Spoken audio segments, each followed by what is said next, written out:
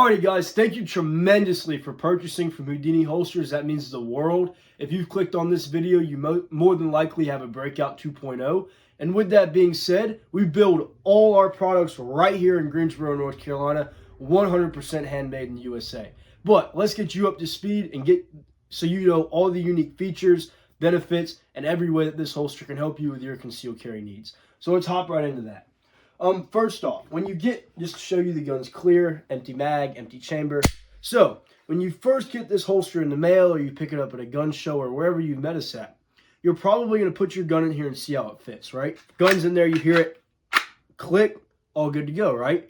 Now, when you go to draw, you don't want to grab around the holster. You don't want to grab over it. You don't want to grab around it. All you want to do to figure out how this draw works is just grab only the clip, exclusively the clip. Grab it here, grab this, and then draw. You can draw up, you can power forward, you can rock your wrist and draw backwards, right? Those are going to give you the real world example of how it's going to fit on your belt, because this clip is what's actually grabbing hold of your belt, which it's an awesome clip, by the way. We use a double steel spring clip here with those metal teeth down at the bottom, so that way you get a really good, consistent, secure draw every time you need your gun. But once this holster is actually in your waistband, as you can see, the shirt drapes over it, you're more than good, you're completely concealed. But when it comes to the draw, traditional draw, it's just traditional. You just draw straight up and you're good to go. You'll hear it click and you know it's in there.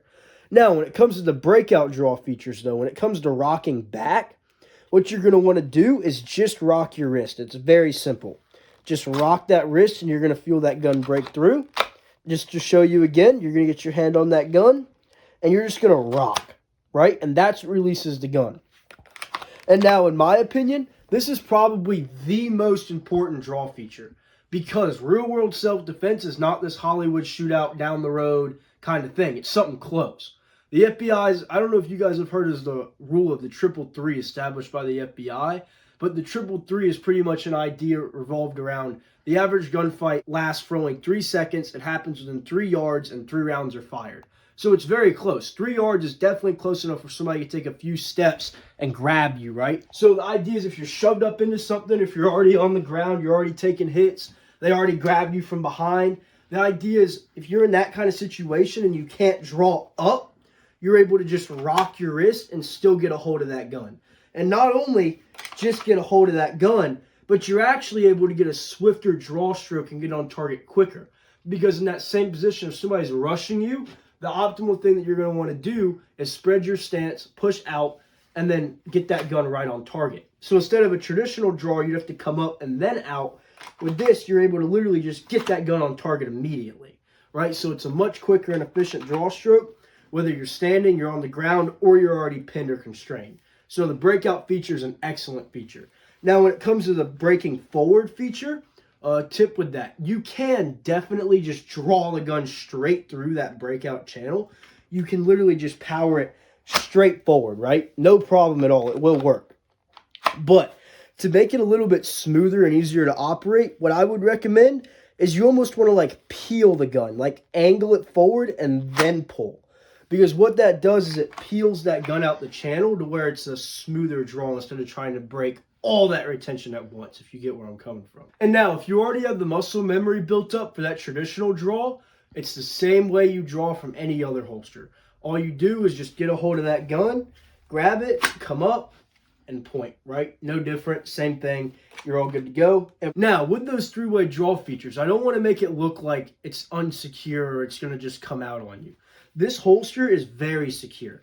Like, it can take a hit and it's not moving. And this is a full-size real Glock 19. It's not some mold gun garbage. This is a real deal right here. I mean, whether you're doing something rigorous, you're jumping, you're having to run, you're in a fight, whatever. Like, if this thing takes a hit, it's not leaving. Like, it's not like it just comes out, right? It's a very intentional draw to get to your gun. So when it comes to security, you're still going to feel that gun click into place. You're going to feel the gun secure. There should be no question of if your gun's in that holster. You will know that it is fully secure and it is exactly where it needs to be. And then when it comes to reholstering, what I'm going to suggest just for safety is when you guys are getting used to this, is I would recommend actually take the holster out, just so that way you can make sure everything's clear. There's no garment that could possibly touch the gun, no negligent discharges, nothing like that. So that way you take it out, you put that over top, and then you can put the holster back and you'll be good to go. When it comes to actually taking the holster off, something to bring up, all you're going to want to do is there's two little tabs right here, right? Get your middle, or you can use whatever finger, but I use my middle finger and my index finger, put it underneath that tab, get that tab, put my thumb over top of the holster, push down, get those tabs, and pull up. And that's how everything comes up. And it'll all come up in one piece. Now, you're going to also see on your holster that you have this hole underneath that clip. And you might be wondering, why is that hole there? Like, why is that thing there? I've never seen that before. What that's designed for is to adjust the cant angle of your holster and gun. Now, to explain how that works, get that screw, take that screw out, and then when the clip is when that screw's completely out, you're going to move that nut and that clip down here to that bottom hole, right? You're going to move it to that bottom hole, and then you're going to tighten it. And that's going to bring your holster to look like this, which this is actually my personal everyday carry holster that I carry this Glock 43X in now for like well over a year. Anyway, this is what the clip's going to look like then when you adjust it. So, just for demonstration, this is straight, this is canted. That's going to be the difference. Now, what does the cant do? How does it help you, right? It's probably the biggest question. What that cant does is, if you have a bigger frame gun, like a Glock 19, for example, if your gun, I'm going to use this. Let's say that your gun's poking out through the side of your shirt, right? Like that handle's poking out, the grip's poking out. Everybody can see you're carrying, right? You're not having a good day. You're not concealed. What this cant does is it allows that gun to be pulled more center line of your body. That way your grip won't be sticking out. It's more center line of your body, and it's a lot more likely for your shirt to just drape over and you're completely concealed. With these holsters, you're pretty much going to have two options to get that excessive concealment of either the 18-degree cant or the concealment claw. Me personally, I love this 18-degree cant. A lot of people love the concealment claw. It's a lot of personal preference. Just play around with what works best for you. Now, when it comes to that concealment claw, how do you take this off? How does it work, right? All you're going to need to do is just loosen up the screws, take the screws off, pop that off, take the nuts out, put them somewhere where you're going to keep track of them so that way you don't lose them, and you're good to go. It's literally just that easy. Just two screws, you're good.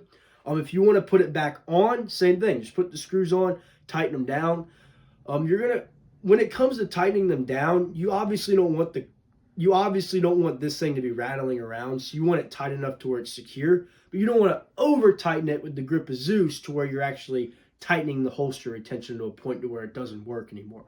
So kind of moderate, something in the middle, where it's going to work best for you, right? So those are the features and benefits of the Houdini Holsters Breakout 2.0. This is an excellent holster. You've had a lot of great feedback from it. If you guys have any questions, comments, or concerns, feel free to reach out to us, and I'll be more than happy to get back with you. Thank you once again. My name's Austin. Have a wonderful day, and thank you for your purchase.